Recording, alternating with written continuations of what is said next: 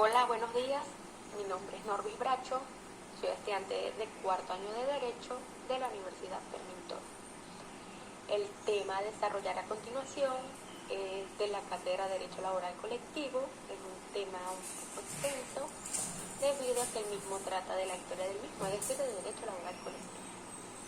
Para dar inicio, el Derecho Laboral Colectivo es aquel derecho que dentro de la disciplina general del derecho del trabajo regula las relaciones entre patronos y trabajadores, no de manera individual, sino en atención a los intereses de todos, pues de intereses comunes. En este sentido, el derecho colectivo laboral establece normas sobre asociaciones profesionales, huelgas, desocupaciones. También es importante incluir las normas sobre provisiones sociales, si bien la doctrina discrepa sobre la exactitud de la absorción. Ahora bien, actualmente el derecho colectivo al trabajo va de la mano con las posibilidades del ejercicio de la libertad sindical, que por lo demás es sinónimo del ejercicio de la democracia. Podemos decir entonces que el sindicalismo es el elemento fundamental en el derecho colectivo al trabajo. Nace a finales del siglo XIX en Francia y en Italia. Se va desarrollando por los países industrializados como movimiento de cooperativismo, pero después gira hacia las organizaciones económicas y sociales con fines de mejorar la clase trabajadora, el fin social. En cuanto al sindicalismo, en Venezuela, el 26 de marzo del año 1813, si no estoy mal, los trabajadores en la construcción de Caracas piden aumento del 100% de su sueldo. Entonces, no fue hasta el 3 de julio de 1918 en Aroa cuando ocurre la primera huelga. Manifiestan los trabajadores del ferrocarril inglés. El 18 de junio se firmó en Caracas el primer contrato colectivo entre el ferrocarril alemán y sus trabajadores. Ahora bien, tras la muerte del dictador Juan Vicente Gómez, que permite el desarrollo de la actividad sindical y con ella las luchas obreras en los campos petroleros, y con la aparición del petróleo se inician las primeras luchas petroleras y organizaciones sindicales en 1936. Fue hasta febrero que se funda el Sindicato de Obreros y Empleados Petroleros de Cabimas, y luego son expulsados del país los dirigentes sindicales petroleros con algunos políticos. En 1944 se reúne en Caracas la Convención Nacional de Trabajadores de Venezuela y es disuelta por decreto presidencial. Y unos años después, o un año después, se firma el contrato colectivo de trabajo con los trabajadores petroleros. Y fue hasta el año 1950 que estalló una huelga general contra el dictador Marcos Pérez Jiménez, pero lo clausuran la mayoría de las organizaciones sindicales. Y bueno, con todo este antecedente, se celebra el 1 de mayo, que es reconocido en casi todos los países del mundo como Día del Trabajador. Esta decisión se tomó para desvincular el 1 de mayo del movimiento obrero por miedo al que el socialismo arraigara en Estados Unidos. Posteriormente Canadá y otros países tomaron en la misma medida. En Venezuela se celebra por primera vez el 1 de mayo de 1936. Es importante acotar que, por supuesto, nuestra Constitución es la base fundamental de las siguientes leyes, como ya sabemos, y esta no es la sección, y en los artículos 90 y 91 señala que en cuanto a este tema, la ley favorecerá las relaciones colectivas de trabajo, establecerá el ordenamiento adecuado para la negociación colectiva, la convención colectiva será amparada y se permitirá la cláusula sindical. Con todo lo expuesto, a lo largo de la historia, el hombre se ha visto unido al trabajo. Es como una breve historia, el cual ha confrontado intereses sociales con económicos, por lo cual ha sido necesario buscar mecanismos para articular dichos intereses. El derecho laboral colectivo surge con el comienzo del fenómeno laboral y fue como consecuencia directa de la injusticia y la explotación a la que eran sometidos los trabajadores desde lejanos tiempos. Por ello es que el trabajador tuvo necesidad de agruparse con otros trabajadores para compensar de alguna frente al empleador o a su patrono, e incluso frente a la legislación existente.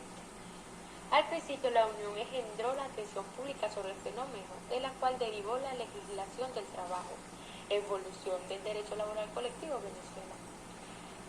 Es entonces que, al igual que con el resto de los países del mundo, el derecho laboral en Venezuela es de reciente data, conociéndose ciertos antecedentes históricos relativos a las leyes regulatorias impuestas por las leyes de España.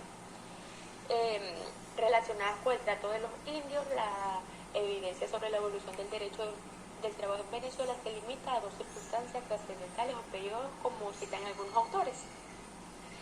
Entonces se puede decir que en la evolución del derecho laboral colectivo en Venezuela inicia con las leyes indias, que suele afirmarse que son un procedente histórico de la moderna legislación laboral, denominándose así la recopilación de células, cartas, leyes ordenadas por Carlos II de España, con el propósito de unificar y divulgar las disposiciones dictadas hasta entonces en materia de gobierno, justicia, guerras y las penas aplicables a los transgresores. Seguidamente vienen los antecedentes postcoloniales, que viene desde la Constitución de 1830 y los códigos civiles. En el desarrollo de las reseñas históricas del derecho de trabajo podemos distinguir dos periodos. El primero comprende la Constitución de la República Independiente de Venezuela, demarcada en la Gran Colombia en 1830, hasta la Ley de Talleres y Establecimientos Públicos de 1916, el que se extiende desde la última fecha hasta nuestros días. Seguidamente encontramos la Ley de Trabajo de 1928, la cual establece la obligación patronal por primera vez de pagar las indemnizaciones en los casos de accidentes y enfermedades profesionales, ya que esta hasta la fecha se regían por la de las leyes de Mina y por las disposiciones del Código Civil. Seguidamente encontramos la Ley de Trabajo de 1976, donde se funda en Venezuela la Confederación de Trabajadores. El derecho colectivo de trabajo se va desarrollando a medida que las organizaciones de trabajo van tomando fuerza. Debemos registrar que hasta en diciembre de 1935 el país estuvo dominado por la peor dictadura que ha padecido este país. Por eso el sindicalismo venezolano y las redes relacionadas con este derecho se desarrollan desde 1936. En esta ley por primera vez se reconocen los derechos de asociaciones y contratación colectiva y de huelga, acerca de los cuales la ley de 1842 guardaba en absoluto silencio. Entonces, la ley del trabajo de 1990 entra parcialmente en vigor la ley del trabajo destinada a sustituir desde el 1 de mayo de 1921, la que con ligeras modificaciones rigiera durante 55 años la relación del trabajo en el país. Por otra parte, en cuanto a las relaciones colectivas, cambió los nombres de contrato colectivo por convenciones colectivas de trabajo y de convención obrero-patronal por reuniones normativas laborales. Esta misma ley también autoriza a los sindicatos nacionales y regionales a actuar en todo el territorio del país y jurisdicción en varios estados. Por otra parte, cabe acotar que en la antigüedad, a diferencia de en la actualidad, el trabajo era visto como una condena, sanción, era impuesto de manera forzosa. La única vía existente para que los seres humanos asumieran el concepto de trabajo total era la esclavitud. En la Biblia, específicamente en el libro de Génesis, se considera el trabajo como un castigo, una forma de disciplinar. No fue sino a través del cristianismo cuando en la Edad Media el trabajo comenzó a ser visto como un deber moralmente aceptado y necesario para la supervivencia. Posteriormente, aboliada la esclavitud, el feudalismo se impone como régimen, dando origen a la figura del vasallo, quienes a cambio de protección pagaban con trabajo. Seguidamente, en las grandes ciudades se instauraba el sistema artesanal controlado por sociedades profesionales, vale decir, asistenciales, políticas, económicas, educativas, entre otras. La Iglesia también desde muy temprano ingresó a esta disputa por influir en los trabajadores, antecedentes históricos del derecho colectivo. El surgimiento del derecho laboral individual y colectivo se confunde en un solo proceso con la formación de la sociedad industrial o capitalista y del movimiento sindical. Las normas se fueron expandiendo por diferentes países de manera muy desigual. Las primeras expresiones de las protestas obreras fueron inorgánicas, más políticas que reivindicativas, y enmarcados en las fronteras de países como Inglaterra, Francia, Estados Unidos, entre otros. Luego se hicieron más generales e internacionales y se fueron configurando en la segunda mitad del siglo XIX y en 2 primeras décadas del siglo XX, las corrientes políticas sindicales que han predominado hasta nuestros días. Es entonces cuando el capitalismo viene a romper con los regímenes anteriores, dando origen al sistema de trabajo diferente. Con la desaparición de la esclavitud surge la figura de un salario para determinar la disposición de la mano de obra trabajadora para la producción común. Para ese entonces el salario se generalizaba a través de la afluencia del oro. Este sistema se nutre potencialmente de la mano de obra campesina, la cual se muda a las ciudades en busca de oportunidades. Mujeres y niños irán insertos en este mercado laboral por salarios inferiores a los de los hombres, a pesar de hacer un trabajo igual. Para formalizar esta actividad se da uso del contrato de trabajo, en la cual quedaba asentado por escrito el compromiso del trabajador a realizar alguna actividad a cambio de un costo, basándose el referido contrato en los arrendamientos de servicios establecidos en el derecho romano. Con el nacimiento del derecho colectivo del trabajo deviene un fenómeno social, político y económico llamado revolución industrial al finales del siglo XVIII. Con este surgen, por supuesto, efectos positivos y negativos. Dentro de algunos efectos positivos podemos encontrar cambios de forma de producir, facilidad del transporte y muchos otros. Y entre los negativos, desplazamiento de la mano de obra, nacimiento de dos clases que son la burguesía del proletariado, pobreza y marginación. El trabajador tuvo necesidad de agruparse con otros trabajadores para de esa manera compensar, como dije anteriormente, lo inferior que estaba ante su empleador. Es entonces que se reconoció la realidad social y sindical, lo que significó suprimir las trabas para la unión y en segundo momento crear estímulos para la unión de trabajadores. En la medida en que se formaron asociaciones profesionales, surgió una nueva forma de creación del derecho del trabajo. El derecho está estáticas. Las obras no son creadas por el Estado, sino por empleadores y las organizaciones de trabajadores. Se dice así que en el derecho del trabajo hay un punto de partida, que es la unión de los trabajadores, y un punto de llegada, el mejoramiento de las condiciones de los trabajadores, siendo derecho individual y colectivo distintas sendas para llegar a ello. Esta nueva rama del derecho no tiene cuenta directamente el trabajador individual, sino un interés colectivo, o sea, de una pluralidad de sujetos hacia un buen acto para satisfacer una necesidad común. No es la suma de intereses individuales, sino su combinación, y es indivisible. En cualquier país, el derecho colectivo de trabajo tiene una estructura triangular que se asienta en 3 institutos fundamentales: el sindicato, la negociación colectiva y la huelga. Si falta alguno de estos 3, el sistema se detiene.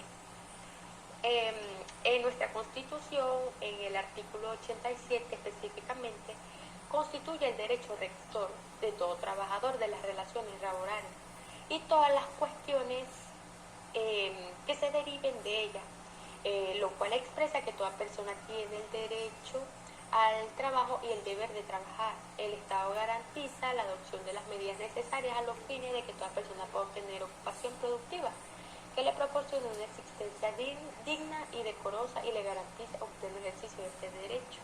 Así lo establece la Constitución.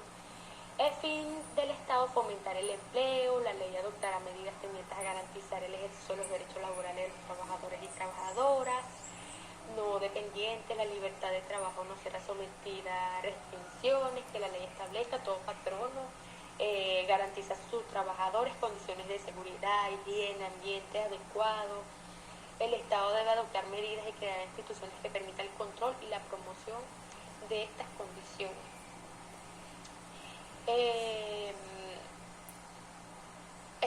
Se crean algunos principios que los contempla también el artículo 89 de nuestra Constitución, donde habla que se prohíbe todo tipo de discriminación por las razones de raza, edad, sexo, credo, también habla de los horarios de trabajo, las horas en que debe ser laborado y bueno. Es pertinente acotar que a pesar de que el trabajo existe desde que el hombre llegó al mundo, no se dispone de antecedentes sobre normas, regulaciones o detalles en la historia que demuestren la evolución del derecho del trabajo. Excepcionalmente quedaron instituciones como el Código de Hammurabi, las leyes de Marcum, entre las cuales son interpretadas de diferentes formas. Inclusive para la Roma clásica el trabajo se consideraba que no era para las personas, sino para los animales y las cosas, lo que nos obliga a deducir que la figura del derecho al trabajo no es más antiguo. No obstante, la evolución de las leyes laborales ha venido aumentando y madurando con los años, logrando en la actualidad una plataforma laboral que garantiza por lo menos el papel de los derechos mínimos de seguridad social y el respeto de los derechos fundamentales de los trabajadores en Venezuela y gran parte del mundo. Por otra parte, encontramos lo llamado Organización Internacional de Trabajo, que no es más o que se crea para asegurar el cumplimiento de las leyes sociales a nivel internacional, motivadas por razones económicas, sociales, morales, religiosas, políticas, entre otras, que hicieron coincidir a los hombres de Estado, economistas y hasta idealistas, quienes se convencieron que las reglas internacionales ayudaban a las reglas nacionales porque las diferencias de condiciones mínimas crearían competencias desleales entre países. La paz social para conservar la paz política, todo esto llevó a la creación de este organismo internacional para regular las relaciones entre Estados, trabajadores y patronos. Muchas gracias.